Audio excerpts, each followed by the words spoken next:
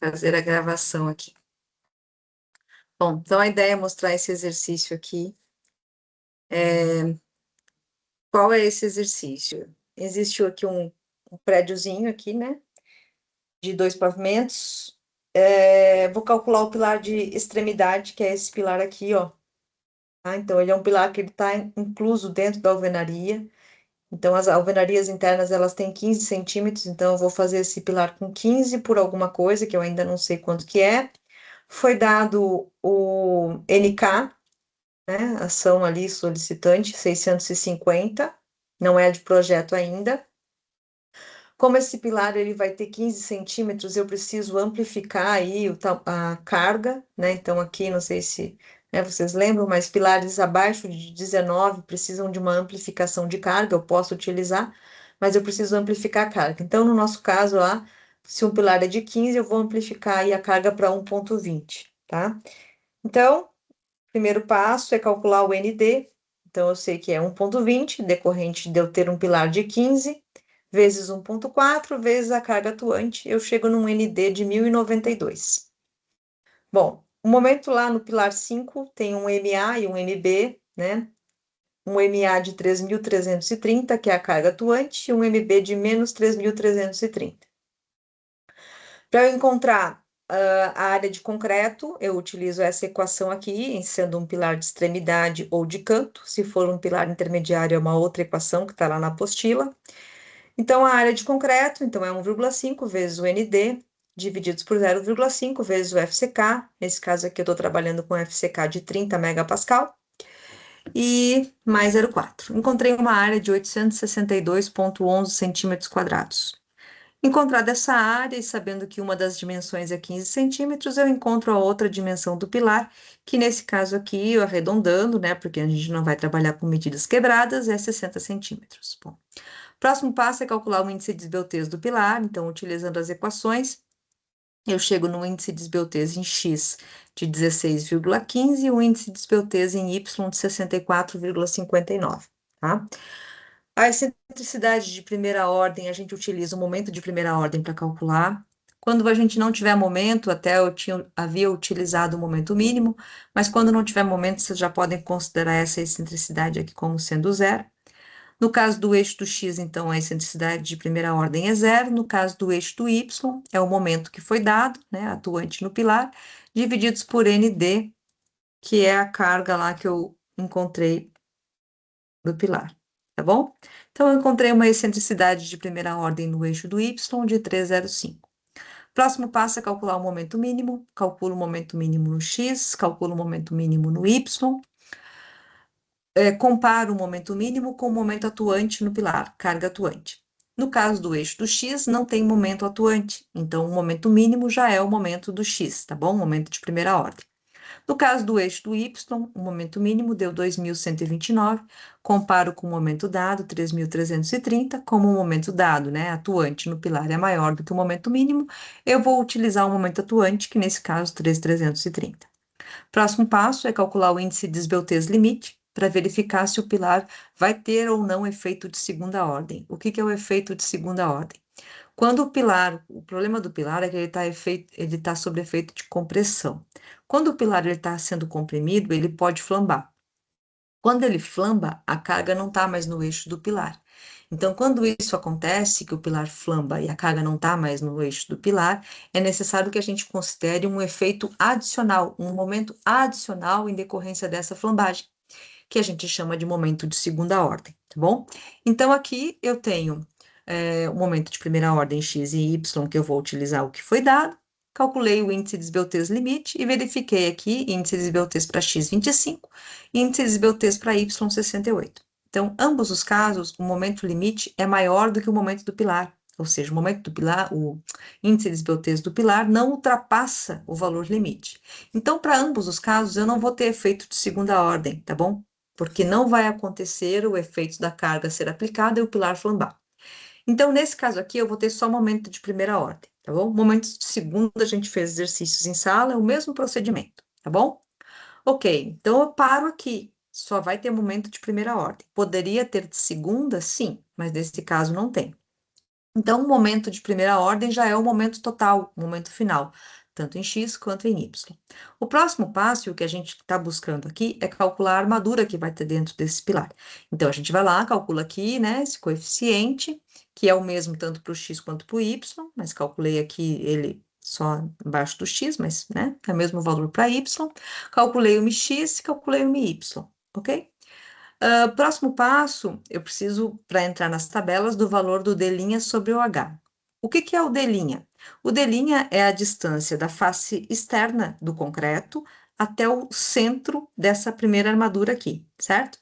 Então, no caso do pilar, se a gente for observar, é sempre o cobrimento, quanto que eu tenho de cobrimento, mais o estribo, mais o diâmetro da barra, que tanto faz se estivesse do lado de cá, a mesma coisa, ó, o cobrimento, o diâmetro do estribo, metade do diâmetro da barra. Nesse caso dessa obra, é classe 1.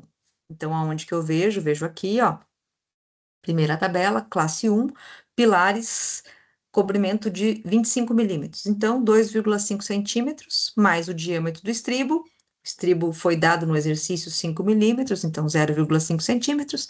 E eu vou dizer que essa barra ali do pilar é de 12,5, tá bom? Então, 12,5 divididos por 10, né, para transformar para centímetros, 1,25 divididos por 2, achei um D' de 3,625, ok? Fiz o D' sobre o H para o eixo do X e o D' sobre o H para o eixo do Y. D' sobre H para o eixo do X deu 0,06, não tem tabela, eu vou utilizar 0,10. E D' sobre H para o eixo do Y deu 0,24, eu vou usar a tabela A5, que é 0,25, ok?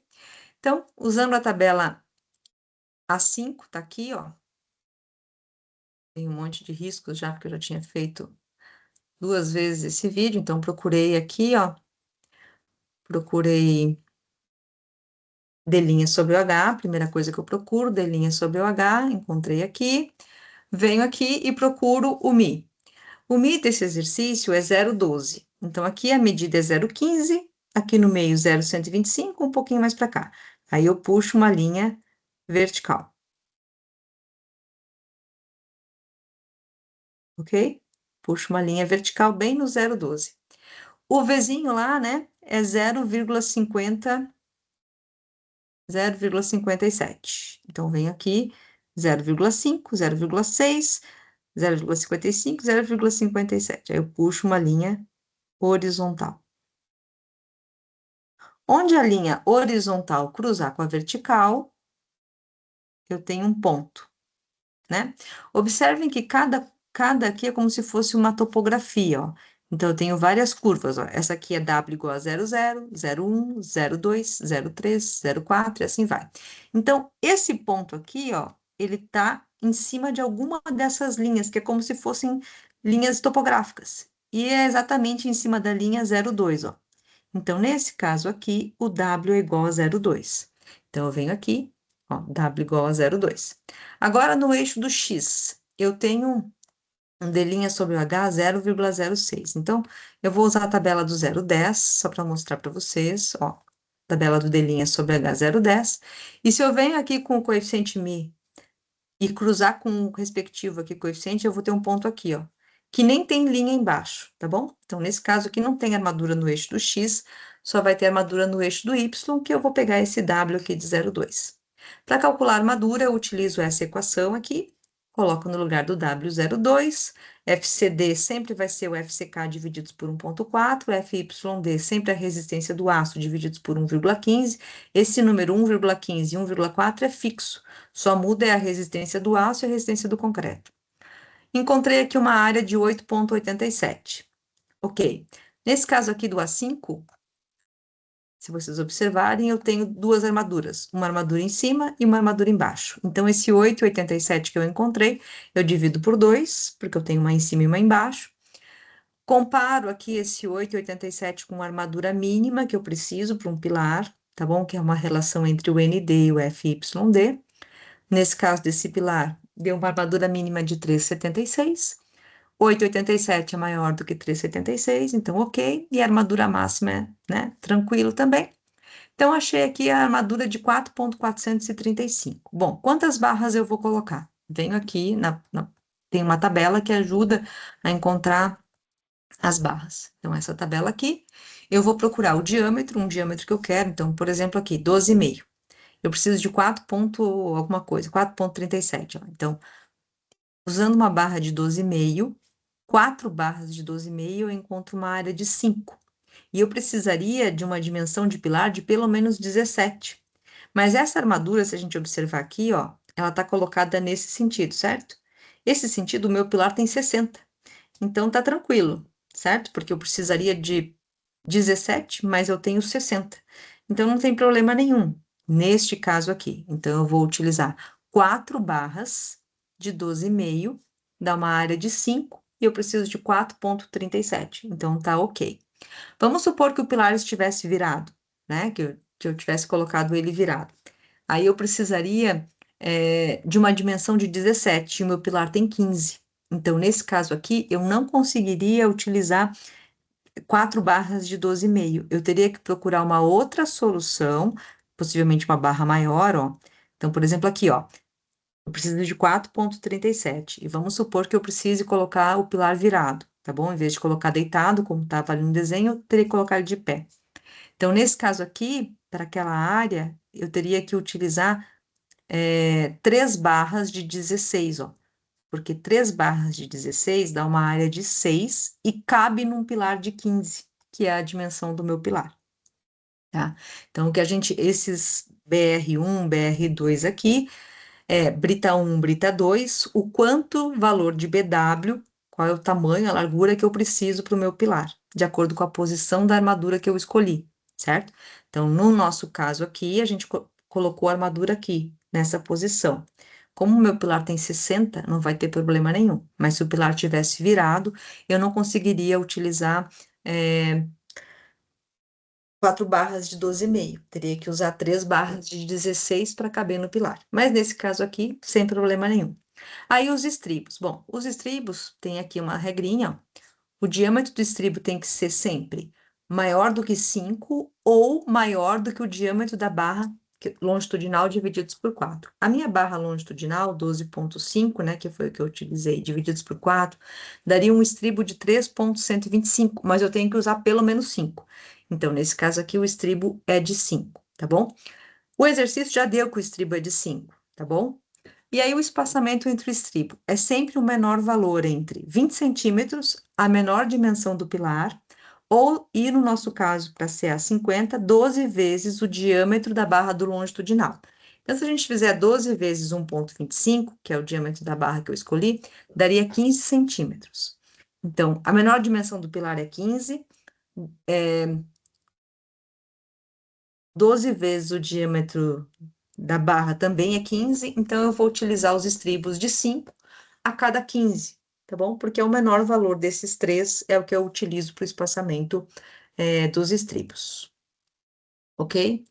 Então, esse aí seria a resolução do exercício. Termina aqui, informando quantas barras são e a posição dos estribos, e a quantidade de estribos e a cada quanto.